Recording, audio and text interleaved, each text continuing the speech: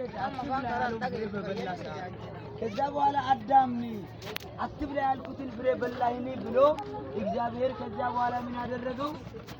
እባብንም ቀጣ፣ የሰው ልጅንም ደግሞ ተንከራተ ከዚህ በኋላ ጥሬ ግሬ ብላ አለ። ሔዋንንም ደግሞ አንቺም አምጠሽ ውለጂ ብሎ ይሄንን እርግማን ከረገመ በኋላ ከተቆጣ በኋላ እንደዚህ አለ፣ ከሴት ከልጅ ልጅ ተወልጄ አድንሃለሁ።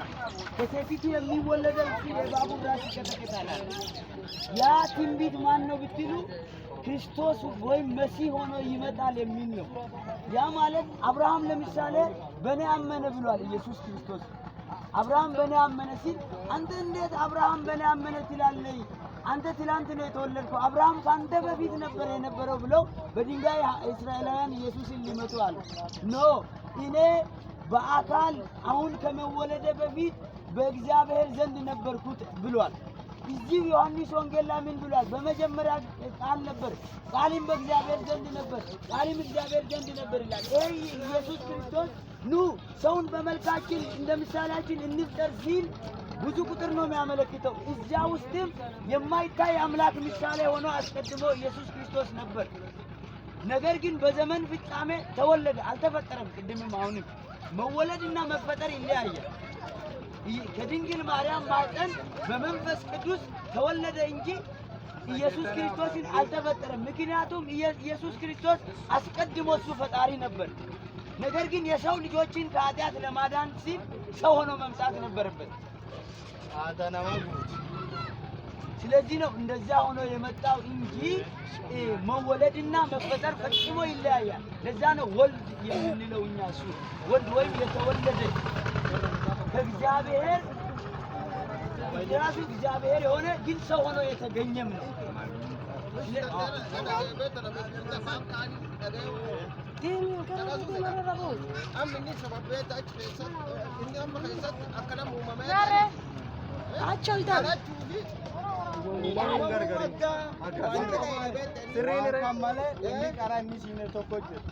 Abraham fi gaafa Yesuus Kiristoos akkanum lafirju inni akkan jedhani Abrahaaminuun kadhate Yesuus Kiristoos naan akkan jedhanii gumiillee dhagaatti qabatanii atiin dhiyoo dhalatte atiin kale dhalatte Abrahaamin duriyyuu jira Abrahaam mala hin beektan Ibrahim naaninu akkasiin Qur'aan irratti akkas jedha Ibrahim Abrahaamitu duub inni duriyyuu jira akkamiin atiin dhiyoo tan dhalatte akkamiin Abrahaamin yookaan Ibrahimiin na kadhate jettaa naan akkan jedhani wanni kana do Abrahaamin in dhalati in durayu in jira Yesuus Kiristoos ammallee kitaabe abboo waaqa wangeela Yohaannis gubbaata kan duri dubbii jira dubbiin sunle waaqa waliin jirti dubbiin sunu waaqadha wanni cufti isiin taate wanni isi malee taa tokkolleen hin jiru duuba ammallee dubbiin sun inni foon uffattee gara ilmee namaa dhuftee nan baasu dubbiin sun foon uffattee gara ilmee namaa dhuftee ilmee namaa kan baasu wanni inni sirri akkuma ta'e waaqa abbaan kadhate maani goote abboo ati bara bootii kenna karaa hedduun dubbachaa ture tokko Muusaa malaan beekti ibiddi keessaan itti dubbata karaa hedduun gubbaarraa ati dimsi qabee karaa dimsi yookaan anami dhaga'ullee raagoota hedduutiin dubbata abboo ati bari gummaan barka kuma ofaa yookaan barkitaa Muusaa keessatti barwaaqi karaa hedduun nama dubbachaa ture duuba abboo ati kafuu haaraa keessatti ilmi namaa karaa sadiin itti mul'ata karaa abbaa ilma hafuura qulqulluu nu eenyuufata karaa abbaa kamitoo karaa waaqii hafuuraan nama dubbata alammeessoo karaa ilmi yookaan foon uffatee dubbiin sunini gar laftanaa dhuftee akkasiin ilmeen namaatiin akka ilmeen nama baafamtu akka soodoo jirtu ta'ee ilmeen nama qulqulleessu karaa waaqa akkam akka inni jiraatan agarsiisu aadaa nama cufuffatee nafi suni jechuun waaqa abbaa kadhate aangoo waaqummaa adoo qabaatee jiru adoo danda'ee jiru ayyee malee dansaa'ee amma goonee onaan dhufe adu nama obbaase koreelaan dhufe namni dhumate fayyee goonee dhufe roobii dhufe amma bulanii midhaan itti biqilanii ba'anii waaqatti tolchaa dandeettii qabaa akkasiin sababa anni namni dandeettii tolchuu qaba haa buufeen koon itti jiru saboota kana uffata ammuutaan roobi itti galfitee jijjiiruu danda'a haa dhukkuba armumaatti itti fi haa dhukkuba jijjiiruu danda'a duub rakkinni waaqaani akkasiin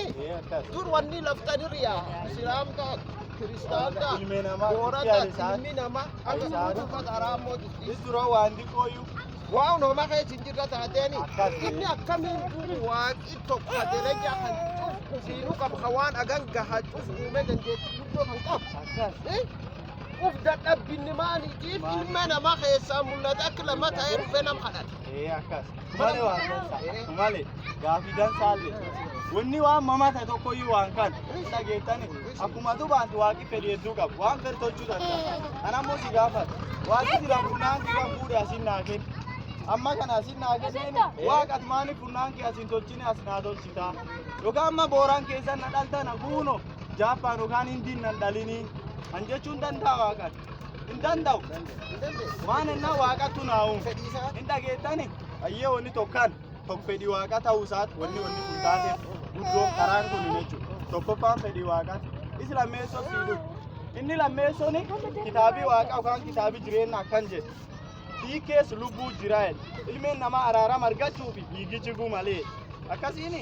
fakkeenyaaf aadaa booranaa fudhanna yoo laftiin haga dhabde yoo wanni hedduun ammeenni hedduun ta'e ilmeen booranima aadaa tokko horii qalan dhiigjis akkasiin dhiigjisee araaramuu akka dhabe maani bennaani dhiigkees araarama jiru maroo ta'eef maani bennaan namni horii baasanii gara waaqa dhiyaatan maroo ta'eef hin dhageettani kan maroo ta'eef ayyee nami araarama argachuuf akkan tolchu sooriyoo qallee nami horii qabu hin dhiyeessu nami horii qabu hin dhiyeessu nami hin qabne ammoo yaab araaram kan hin dhabu sooriyoo tallee mara barka kumoofaa kitaaba Muusaa shaneenoo beektaate